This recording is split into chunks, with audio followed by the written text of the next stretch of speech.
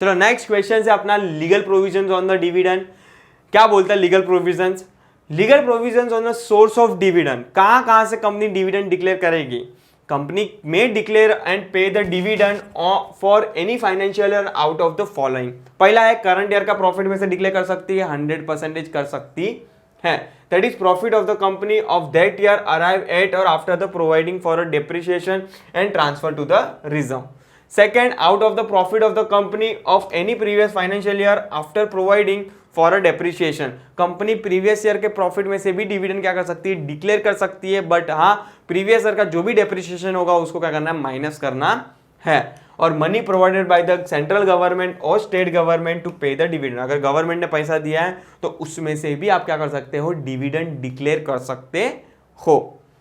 B part है dividend can be paid out of the capital profit. Once again I am repeating my sentence, company can be declared dividend by capital? No, company cannot be declared out of dividend out of the capital, but company can declare a dividend out of the capital profit.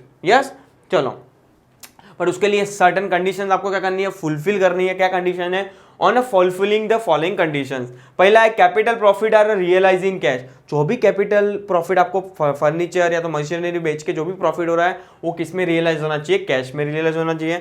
Second, article of association of the company permit the such distribution. आपके article of association भी क्या करना है? Permit करना चाहिए ये चीज को लेके। थर्ड पॉइंट बोलता है it remain as a profit after a revaluation of the all the asset and liability. आपकी जो भी रिवैल्यूएशन कर देंगे असेट एंड लायबिलिटी का उसके बाद वो प्रॉफिट बचा हुआ ना चाहिए। नेक्स्ट है dividend can not be paid out of the capital. ये तो चीज अपन को मालूम ही है, इसको 5 स्टार कर देना। यस, एग्जाम में ऑब्जेक्टिव्स कहाँ ना कहाँ ये वाली लाइन आपको दिखेगी आपके एग्जाम के पेपर के अंदर। Next, dividend can be paid out of the free reserve of the company. ठीक है, चलो नेक्स्ट पढ़ते हैं legal provision for declaration of dividend.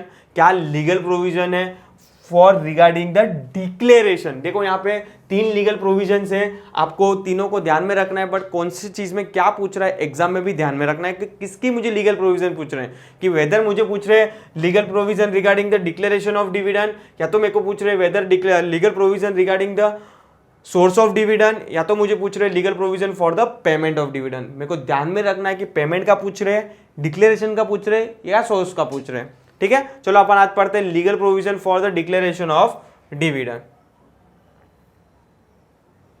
पहला ही क्या है? Board meeting. बोर्ड मीटिंग पास करना है, उस पर सब डिसाइड होगा कितने रेट पे डिविडेंड देंगे, कैसे डिविडेंड देंगे, डिविडेंड वारंट देंगे कि इलेक्ट्रॉनिक ट्रांसफर के, सब डिसीजन किधर होगा? बोर्ड मीटिंग के अंदर होगा। Board meeting, dividend can be declare only on a recommendation of the board of director.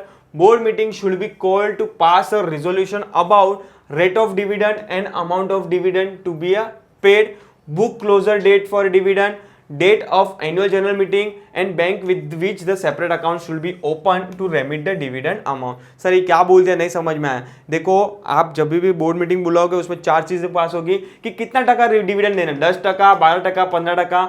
So what you mean by book closure? ए भाई बुक क्लोजर अपन ने सेकंड चैप्टर में भी पढ़ा था। Book closure is nothing but भाई share holder, suppose कि जो जिसका स्टॉक मार्केट के अंदर शेयर लिस्टेड होते हैं उसको तो हर सेकंड में ओनर चेंज होते रहते हैं, किससे बाय किया, किससे सेल किया, किससे बाय किया, किससे सेल किया।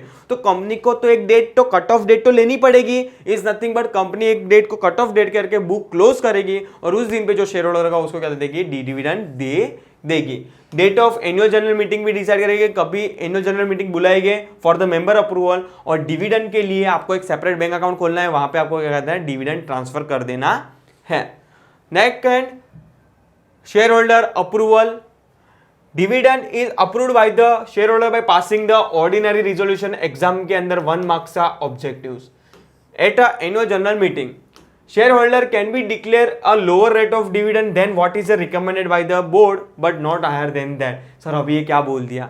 सपोज कि बोर्ड मीटिंग में फर्स्ट वाले पॉइंट में अगर बोर्ड ऑफ डायरेक्टर ने बोला कि हम लोग 12% डिविडेंड दे रहे हैं, तो शेयर होल्डर 12 पे अप्रूव करेगा, 11 पे अप्रूव करेगा, 10 पे अप्रूव कर सकता है, 13 पे अप्रूव कर सकता नहीं है। वापस से लाइन रिपीट कर रहा हूं, share holder can declare a lower rate of dividend than what is recommended by the board but not higher than that। Next C point, once the dividend is declared at an annual general meeting it cannot be revoked। मतलब वो company के लिए liability हो जाएगी, डेप्ट हो जाएगा। company is not permitted to declare it is second time in that year. Next है separate bank account आपको खोलना है. The company must deposit the dividend amount in a separate bank account open in a schedule bank called as a dividend account within 5 days. कितने दिन में खोलना है? 5 days. कभी से? जब भी से डिक्लेयर किया है तभी से. अभी लिस्टेड कंपनी के लिए एडिशनल कंडीशंस आ जाती है कि अगर तेरी कंपनी लिस्टेड है, where a company share are listed on the stock exchange, additional requirement with the respect to the listing requirement must be followed like notification about the notify the stock exchange where the company security are listed at least 2 days in advance of the date of meeting of the board at which the recommendation of the final dividend is to be considered. क्या बोला है हिंदी में बोल दे तो तुम लोग समझ में आ जाएगा कि जहां पे भी कंपनी का स्टॉक लिस्टेड है आपको वो स्टॉक एक्सचेंज को बता देना है 2 दिन एडवांस में. कौन से 2 दिन एडवांस में? मतलब आज बोर्ड मीटिंग है, आज से 2 दिन पहले स्टॉक एक्सचेंज को बताना है कि हम लोग की बोर्ड मीटिंग ये दिन तो होने वाली है और हम लोग इतना डिविडेंड क्या कर रहे हैं, डिक्लेयर कर रहे हैं. Intimate the stock exchange immediately about the declaration of dividend after the board meeting. Give the notice of book closure to the stock exchange at least 7 days working days before the closure. अगर आप book close कर रहे हो तो उसका भी stock exchange को बता देना कितने दिन एडवांस, 7 दिन पहले. Close the register of member and the transfer register. It must be use a electronic mode of payment such as the electronic clearing services or NEFT, National Electronic Fund Transfer, as approved by the Reserve Bank of India. Next point बोलता है listed company has to express the dividend on per share basis only. ठीक है, मतलब आपको बोलना है कि हम लोग डिविडेंड डिक्लेयर कर रहे हैं 5 रुपया पर शेयर, 8 रुपया पर शेयर. नेक्स्ट और लास्ट कंडीशन है prohibition to pay the dividend.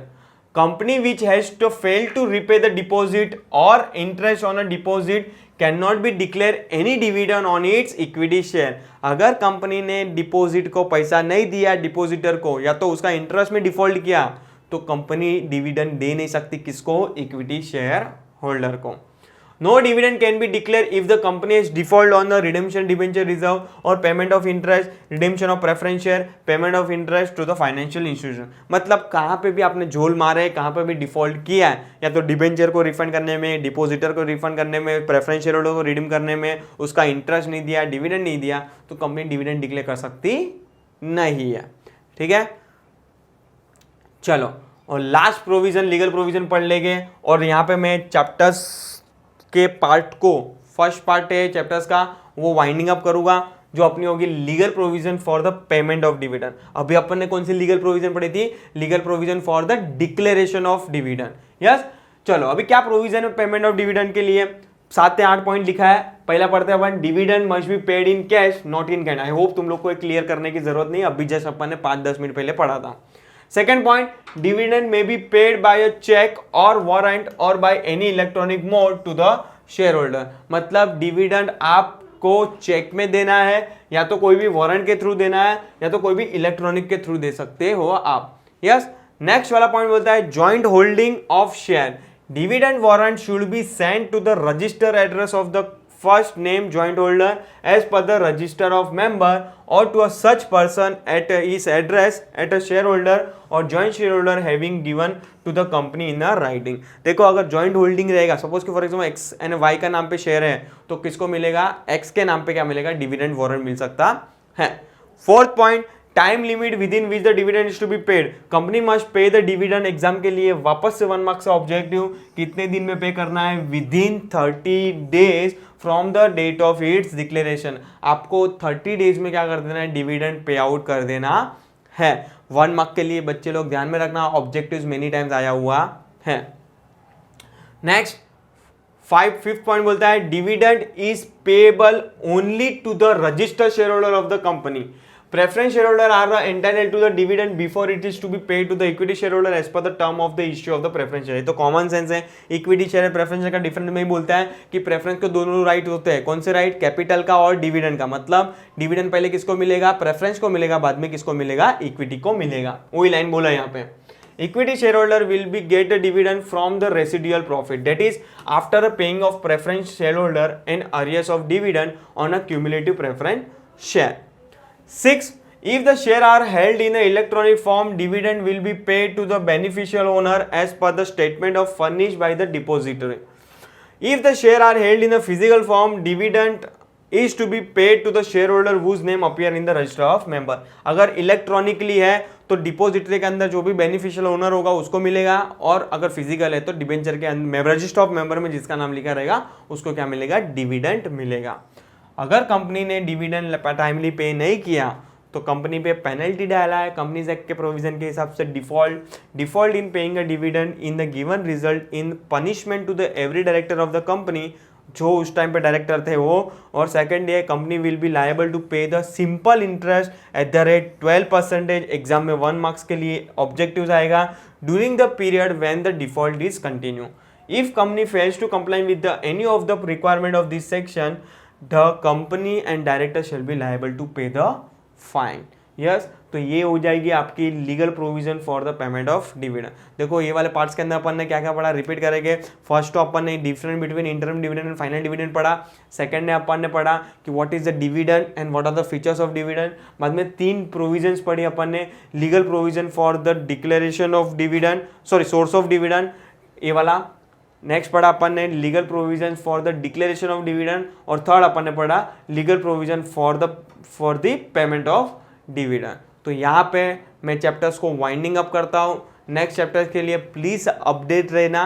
Next वाला जो भी पार्ट आएगा वो सेकंड पार्ट होगा ये चैप्टर्स का, 10 चैप्टर्स का, और वहाँ पे मैं चैप्टर्स को क्या कर दूंगा, वाइंडिंग अप कर दूंगा। टिल टाइम प्लीज़ अपडेट रहिए। Thank you so much.